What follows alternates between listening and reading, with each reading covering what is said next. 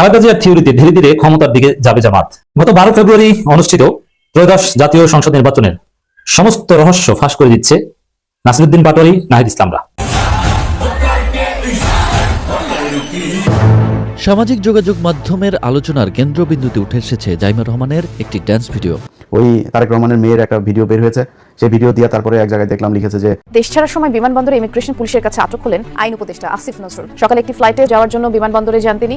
Immigration checking এর সময় তাকে আটক করা হয়। আজকে বাঙ্গু প্রগতিশীলদের চেতনার দিকে একটা মহা অস্ত্র নিক্ষেপ করবো, এর ফলে বাঙ্গু প্রগতিশীলের মুখোশ চূড়ান্ত ভাবে খসে পড়বে আর তাদের পুচ্ছে আগুন জ্বলা যাবে। তাদের প্রগতিশীল প্রতারণা আর ভণ্ডামি ভরা বয়ানের চেতনা এই বিল্ডিং এর মতো ধইসা পড়বে। প্রফেসর ইউনূসের অন্তর্বর্তীকালীন সরকারের আমলের থলের বিড়াল অবশেষে বেরিয়ে এসেছে। জামায়াত ইসলামের নেতৃত্বাধীন 11 দলীয় জোটের 77 জন এমপি সংবিধান সংস্কার পরিষদের সদস্য হিসেবে শপথ নিয়েছেন। এই 77 জনের কাজ কি হবে? গণভোটের রায় নিয়ে ছিনিমিনি খেললে বিরোধী জোট আন্দোলনে যাবে বলে হুঁশিয়ারি দিয়েছেন জামায়াতের নায়েবে আমির ডাক্তার সৈয়দ আব্দুল্লাহ মোহাম্মদ তাহের। তিনি বলেন, প্রিয় দর্শক, বর্তমান বাংলাদেশের রাজনৈতিক প্রেক্ষাপট বা পরিস্থিতির উপর বিশ্লেষণ করে আপনাদের মাঝে অতি গুরুত্বপূর্ণ কিছু ভিডিও ফুটেজ নিয়ে হাজির হয়েছি। এমনকি দর্শক, আমি আশা করছি ভিডিওর শুরুটা দেখেই বুঝতে পেরেছেন আজকের নিউজটি কতটা গুরুত্বপূর্ণ হতে যাচ্ছে বা কতটা গুরুত্বপূর্ণ হওয়ার সম্ভাবনা রয়েছে। তো প্রিয় দর্শক, তাই বলবো যারা ভিডিওটি অন করছেন তারা ভিডিওটি না টেনে সম্পূর্ণ মনোযোগ সহকারে দেখবেন, তাহলেই বুঝতে পারবেন আজকের ভিডিওর মূল রহস্য বা আসল ঘটনাগুলো। তো প্রিয় দর্শক, চলুন দেখে আসি সেই আজকের কাঙ্ক্ষিত ভিডিওগুলো। তবে তার আগে বলি, যারা এখন এই চ্যানেলটি সাবস্ক্রাইব করেননি তারা সাবস্ক্রাইব করে পাশে থাকা বেল আইকনটি বাজিয়ে দিবেন, আর যারা ইতিমধ্যে চ্যানেলটি সাবস্ক্রাইব করে রেখেছেন তাদেরকে অসংখ্য ধন্যবাদ। তো চলুন দর্শক, আমরা একটা লাইক দিয়ে ধারাবাহিকভাবে ভিডিওর সকল বিস্তারিত আলোচনা দেখে আসি। গত 12 ফেব্রুয়ারি অনুষ্ঠিত ত্রয়োদশ জাতীয় সংসদ নির্বাচনের সমস্ত রহস্য ফাঁস করে দিচ্ছে নাসিরুদ্দিন পাটোয়ারী, নাহিদ ইসলামরা। বিএনপি সরকার কতদিন টিকতে পারবে? যদি নাসিরুদ্দিন পাটোয়ারী, নাহিদ ইসলামরা যে প্রশ্ন গুরুতরভাবে উত্থাপন করছে এটা যদি সঠিক হয়ে থাকে তাহলে বিএনপির কপাল খারাপ। বিএনপি বেশি দিন টিকতে পারবে না, সর্বোচ্চ 1.5 বছর। এমনিতেই রাষ্ট্রপতি শাহাবুদ্দিন চুপ্পু যাকে শপথ করান তিনি বেশি দিন টিকতে পারেন না। দেখেন, আমরা চাই দেশটা স্থিতিশীল ভাবে চলুক। এখানে বিএনপির জন্য একটা আনন্দের খবর যে বিরোধী দল জামাত তারা উল্টোপাল্টা কিছু বা জোরালো কিছু করবে না বা করার সক্ষমতা নেই। এই জন্য বিরোধী দল হিসেবে জামাত বিএনপির জন্য একটা সেফ জোন। কিন্তু এনসিপি তো আছে, এনসিপি তো বিরোধী দল হিসেবে মারতাঙ্গা বিরোধী দল হবে, এটা আমার ভবিষ্যৎবাণী। আওয়ামী স্টারের বিরোধী দল হবে। এমনকি ওই যে আওয়ামী লীগের কথা ছিল যে একদিনও শান্তিতে দেশ চালাতে দিব না, শেখ হাসিনা ঘোষণা ছিল বিএনপি সরকারের বিরুদ্ধে, এবং আসলে দেয়নি, হরতাল অবরোধ করে একদম তুলকামাল কাণ্ড ঘটিয়ে দিয়েছিল। এটা এনসিপি পারবে আমার বিশ্বাস। কিন্তু এখন পর্যন্ত জামাতের যে গতিবিধি, মিউ বিড়ালের মতো গতিবিধি জামাতের বিরোধী দল হিসেবে, তো সেই জায়গায় এনসিপি যতটা জোরালো কথা বলছে জামাত ততটা জোরালো কথা বলছে না। That's different. বাট এই নির্বাচন কেমন নির্বাচন ছিল? 24 সালের দামি নির্বাচনের বিরুদ্ধে আমরা বলতাম, এটা বিএনপির গয়েশ্বরচন্দ্র রায় স্পষ্টভাবে বলেছিলেন এটা ভারত, চীন, রাশিয়ার নির্বাচন। তো এবারকার নির্বাচন সম্পর্কে নাহিদ ইসলাম বলছেন এই নির্বাচন বিএনপি, ভারত ও আওয়ামী লীগের যোগসাজশে হয়েছে। এর মানে বাংলাদেশ নিয়ে যে বিশ্ব রাজনীতির খেলা, ওই খেলা থেকে বের হতে আমরা পারিনি। জাস্ট খেলোয়াড় চেঞ্জ হয়েছে, আগে খেলতো আওয়ামী লীগ, এখন খেলেছে বিএনপি, এবং এখানেও আওয়ামী লীগ খেলেছে। হ্যাঁ, আমরা নতুন নতুন তথ্য পাচ্ছি বরিশাল অঞ্চলে, বিভিন্ন অঞ্চলে, বরিশাল 1 থেকে শুরু করে বিভিন্ন এলাকায় একদম আওয়ামী লীগের শীর্ষ নেতাদের, ভারতে অবস্থানরত আওয়ামী লীগ নেতাদের সাথে বিএনপির বৈঠক হয়েছে, ভার্চুয়াল মিটিং হয়েছে, এবং দেশে যারা আছে তাদের সাথে মিটিং হয়েছে। ইউনিয়নে আওয়ামী লীগের লোকজনকে ভারত থেকে পালাতক আওয়ামী লীগ নেতারা বার্তা দিয়ে দিয়েছে যে ধানের শীষে ভোট দেয় এবং না ভোট দিয়ে আসো। তো দর্শক, আওয়ামী লীগ এই নির্বাচনের দৃশ্যপটে ছিল, এটা দিবালোকের না স্পষ্ট। না ভোটের সমীকরণ মিলালেই আপনি পাবেন। এবং জামাতকে ঠেকাতে, জামাতের দৃশ্যমান জনপ্রিয়তা বেশি ছিল, কিন্তু জামাতকে ঠেকাতে আওয়ামী ভোটের সমীকরণ কাজ করেছে। কিন্তু পর্দার অন্তর এটা তো ওপেন এবং এটা বৈধ। আওয়ামী লীগের লোকজনের ভোট দেওয়া তো আর হারাম না, নিষিদ্ধ না। অতএব আওয়ামী লীগের লোকজন যদি বিএনপিকে ভোট দেয়, এটা 100% বৈধ, এবং এটা বিএনপির একটা অর্জন যে তারা আওয়ামী লীগের ভোট ম্যানেজ করতে পেরেছে। It's very good, I appreciate it যে বিএনপি এটা পেরেছে, জামাত এটা পারেনি। It's failure of Jamaat Islami. কিন্তু পর্দার অন্তরালে যে গোপন খেলা, কারচুপি, পাতানো নির্বাচন, সাজানো নির্বাচন, ইলেকশন ইঞ্জিনিয়ারিং করা, অতি সূক্ষ্ম কারচুপি, এটা হচ্ছে হারাম, এটা অবৈধ। এই কাজের সাথে আওয়ামী লীগ জড়িত ছিল এবং ভারত জড়িত ছিল, যার মধ্য দিয়ে আওয়ামী লীগ রিলেভেন্স হওয়ার চেষ্টা করছে। কিন্তু না, যদি আসলেই সেই 24-এর দামি নির্বাচনের মতো নাহিদ ইসলামরা যেটা বলছেন, ভারত, চীন, রাশিয়া নির্বাচন, এবং নাহিদ ইসলামরা বলছেন বিএনপি, আওয়ামী লীগ ও ভারতের নির্বাচন, এটা যদি হয়ে থাকে তাহলে মেয়াদ 1.5 বছর। কারণ এইভাবে নির্বাচন করে ক্ষমতায় টেকা যায় না। সুন্দরভাবে দেশ শাসন করতে হলে প্রকৃত অর্থে জনগণের লেজিটিমেসি লাগে। আওয়ামী লীগ যেরকম অবৈধভাবে ক্ষমতা এসে পাতানো নির্বাচন, সাধারণ নির্বাচন করে টিকতে পারেনি। তো যদি আসলেই এটা হয়ে থাকে, আমরা একদম চূড়ান্ত প্রুফ করাবে বলতে পারি, এখন পর্যন্ত সেটা স্পেকুলেশন, কিন্তু তথ্য প্রমাণ যদি বের হয়, তা আসলে এটা ছিল পুরোপুরি একটা মেটিকুলাস ডিজাইন সাধারণ পাতানো নির্বাচন এবং নেপথ্যে ছিল ভারত, আওয়ামী লীগ, বিএনপি, তাহলে এই সরকার টিকতে পারবে না। জামাত তেমন কিছু করতে না পারলে অন্য শক্তি ঠিকই এখানে রিপ্লেস হবে। এমনকি এখানে মূল যে বিষয়টা দেখেন, যদি নির্বাচন সত্যিকার অর্থে সুষ্ঠু না হয়ে থাকে, এই নির্বাচনের কারসাজির সাথে যদি ভারত এবং আওয়ামী লীগ জড়িত থাকে, তাহলে বিএনপির জয় বাংলা করবে ভারত এবং আওয়ামী লীগ, জামাতকে লাগবে না। জামাত বিএনপির জন্য আসলেই ব্লেজিং। এই জামাতের উপর যদি বিএনপি নির্যাতন করে, এটা দুঃখজনক। বিরোধী দল হিসেবে জামাত বিএনপির জন্য রহমত, আর জোটের মিত্র হিসেবে তো রহমত। বিরোধী দল হিসেবে জামাতকে ডিল করা অত্যন্ত সহজ, এটা বুঝতে পারছি। জামাত নিরীহ, পলিটিক্স বোঝে না এখন পর্যন্ত, কিন্তু হ্যাঁ সুশৃঙ্খল, এরকম অনেক রেপুটেশন আছে। কিন্তু রাজনীতির নোংরা খেলার সাথে জামাত অভ্যস্ত নয়। এই না বোঝাটা এটা পরকালের জন্য মনে হয় ভালো। দেখেন এখানে যদি নাহিদ ইসলাম যেটা বলছেন, এই নির্বাচন বিএনপি, ভারত, আওয়ামী লীগের যোগসাজশ হয়েছে, এটা হয়ে থাকলে 1.5 বছরের বেশি টিকতে পারবে না। কিভাবে, এটা একটু বলি। জামাত তেমন কিছু করবে না, আমরা জানি। জামাত শান্তিতে বিশ্বাস করে। এখানে ভারত এবং আওয়ামী লীগ মিলেই বিএনপিকে জয় বাংলা করে দেবে। কিভাবে দেখেন, যদি অবৈধভাবে বা কারচুপির মাধ্যমে ক্ষমতা এসে থাকে, ভারতের যোগসাজশ থেকে থাকে, তাহলে কি যোগসাজশ, এটা ভারত নিজেরা সময় মতো ফাঁস করে দিবে, আওয়ামী লীগের হাতে তুলে দিবে। আর আওয়ামী লীগ যে কারণে বিএনপিকে ভোট দিয়েছে, তারা যদি বৈধতা পায়, তাহলে মোটামুটি সংগঠিত হয়েই তারা মধ্যবর্তী নির্বাচন দাবি করবে এবং এই সরকারের বিরুদ্ধে আন্দোলন করবে এবং নির্বাচনে কি কারচুপি হয়েছে এটা ভারতের কাছ থেকে তথ্য প্রমাণ নিয়ে ঘটনা ঘটিয়ে দিবে। এবং ভারত নিঃসন্দেহে আওয়ামী লীগকে সহায়তা করবে মধ্যবর্তী নির্বাচন দেওয়ার জন্য এবং একটা অঘটন ঘটিয়ে দিবে, এবং ভারত এটা হয়তো পারবে তখন।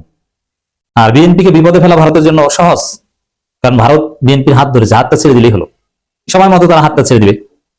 এরকম সংখ্যা কিন্তু রয়েছে। দর্শক, নাসিরুদ্দিন পাটোয়ারি বলছেন, প্রশাসনের লোকেরা বলেছিল মুখ বন্ধ করো, জিতিয়ে দিব, কিন্তু আপোষ করেনি। It's also very significant. প্রশাসনের লোকেরা নাসিরুদ্দিন পাটোয়ারিকে মুখ বন্ধ করতে বলেছিল। এর মানে কি, প্রশাসন এখানে খেলেছে, এই নির্বাচনের রেজাল্ট সাজিয়ে দিয়েছে প্রশাসন এবং মির্জা আব্বাসকে প্রশাসন জিতিয়ে দিয়েছে, এটা তো স্পষ্ট। পুরো নির্বাচন মেটিকুলাস ডিজাইন কিনা, এটা এখন পর্যন্ত আওয়ার স্পেকুলেশনস, নট প্রুফ ফ্যাক্ট। কিন্তু নাসিরুদ্দিন পাটোয়ারিকে যে প্রশাসন হারিয়ে দিয়েছে কারচুপি করে, ঢাকার অনেকগুলো আসনে যে ইঞ্জিনিয়ারিং করে জামাতকে হারিয়ে দেওয়া হয়েছে, ঢাকায় যে একটু ব্যালেন্স করার চেষ্টা করেছে, ঢাকায় যদি ব্যাপকভাবে জামাত জিতে আর ক্ষমতায় যদি বিএনপি আসে, খারাপ দেখে না, এটা ব্যালেন্স করার জন্য কারচুপি করা হয়েছে, এতে কোনো সন্দেহ নাই। ঢাকার বাইরেটা এখন পর্যন্ত আমরা নিশ্চিত না, কিন্তু ঢাকারটা নিশ্চিত, সুস্পষ্ট কারচুপি করা হয়েছে। নাসিরুদ্দিন পাটোয়ারির কথা তো দলিল, যে প্রশাসনের লোকেরা বলেছিল মুখ বন্ধ করে করো, জিতিয়ে দিব। হ্যাঁ, আমরা সেটাই দেখতে পাচ্ছি। তো দর্শক, এখানে নাহিদ ইসলামদের যে বক্তব্য, এটা আশঙ্কাজনক। এটাকে খুব সহজভাবে নেওয়ার কোনো কারণ নেই, কারণ নাহিদ ইসলামরা অতীতেও খেলেছেন, সামনেও খেলবে, এবং নাহিদ ইসলামরা জীবন বাঁচানোর জন্যই, যেমন বিএনপি যদি আসলেই সুষ্ঠু নির্বাচনের ক্ষমতা না এসে থাকে, কোনো কারচুপি পর্দার অন্তরালে থেকে থাকে, তাহলে বিএনপি জুলাই সনদ মানবে না। আর যদি জনগণের ম্যান্ডেট নিয়ে এসে থাকে, জুলাই সনদ মানতে বাধ্য। আর জুলাই সনদ বাস্তবায়ন না হলে নাহিদ ইসলামদের জীবনে কোনো গ্যারান্টি নেই। এ কারণে নাহিদ ইসলামরা আবার জীবন দেওয়ার জন্য প্রস্তুত থাকবে। অতএব জামায়াত ইসলামের নেতৃত্বাধীন 11 দলীয় জোটের 77 জন এমপি সংবিধান সংস্কার পরিষদের সদস্য হিসেবে শপথ নিয়েছেন। এই 77 জনের কাজ কি হবে? বাকি সদস্যরা শপথ না নেয় এই পরিষদ কি গঠিত হবে নাকি হবে না? রাষ্ট্রপতির আদেশের মাধ্যমে গণপরিষদ হয়েছে, সংস্কার পরিষদ হওয়ার কথা, কিন্তু বিএনপি না থাকায় এই পরিষদ এবং সংবিধান সংশোধন দুটোই এখন অনিশ্চয়তায়। বিশ্লেষকরা বলছেন, গভীর রাজনৈতিক জটিলতায় পড়েছে বাংলাদেশ।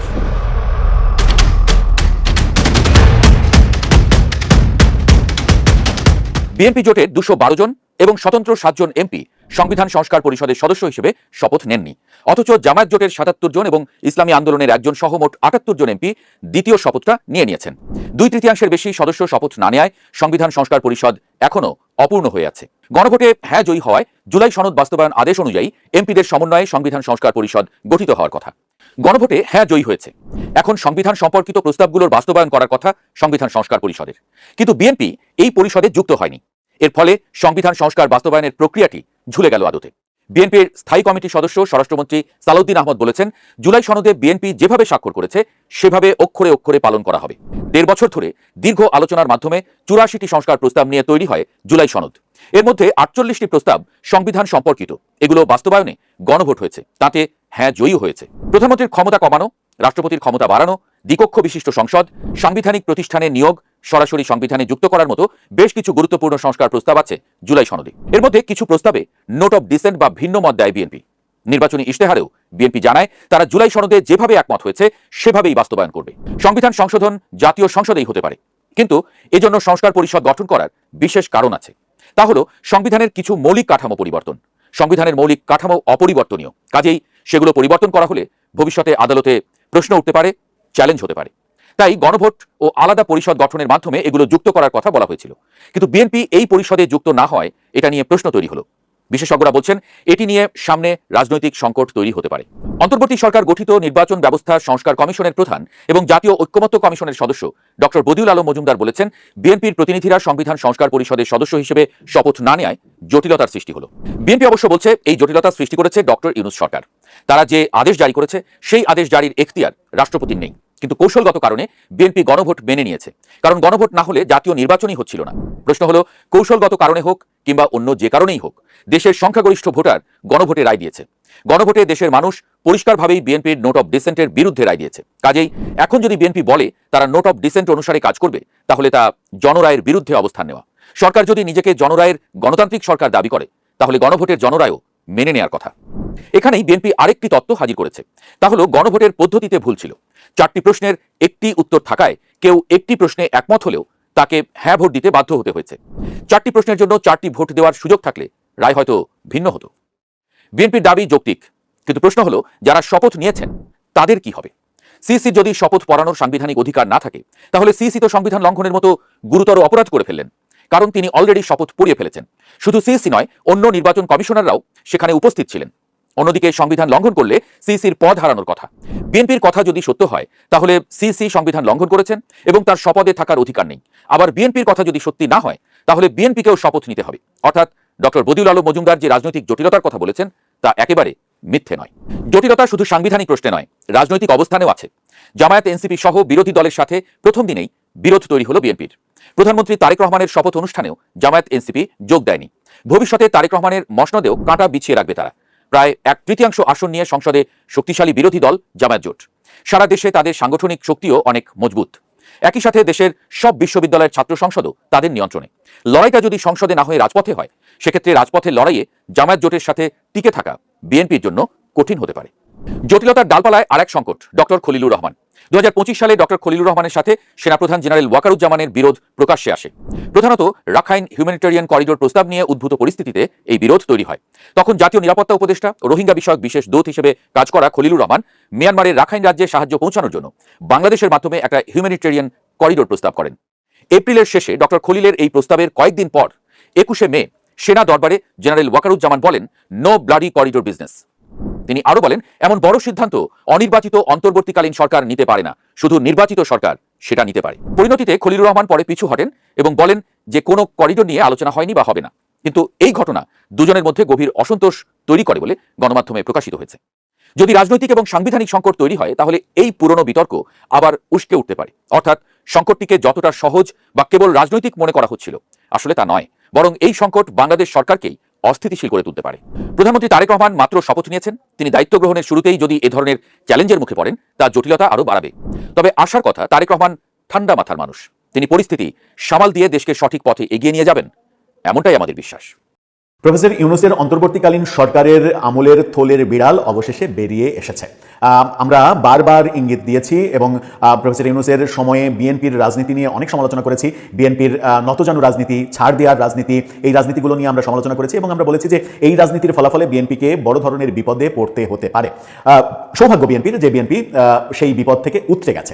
উতরে যখন বিএনপি গেছে, তখন বিএনপির অন্যতম গুরুত্বপূর্ণ নেতা এবং নতুন সরকারের মুক্তিযুদ্ধ বিষয়ক মন্ত্রী মেজর হাফিজ বীর বিক্রম, তিনি অন্তর্বর্তীকালীন সরকারের আমলের গোমর ফাঁস করে দিয়েছেন। এই একটা গোমর ফাঁস করে দেওয়াতেই অন্তর্বর্তীকালীন সরকার যে নিজের ইচ্ছা মতো রাজনৈতিক দলগুলোর উপরে, তার পছন্দের রাজনৈতিক দল একটা দুইটা ছাড়া বাকি রাজনৈতিক দলগুলোর উপরে যে ইচ্ছা মতো ছড়ি ঘোরানোর চেষ্টা করেছে এবং তাদের যে নির্বাচন দেওয়ার প্ল্যান ছিল না, সেটা পরিষ্কার হয়ে গেছে। মেজর হাফিজ রীতিমতো বোমা বিস্ফোরণ করে ফেললেন।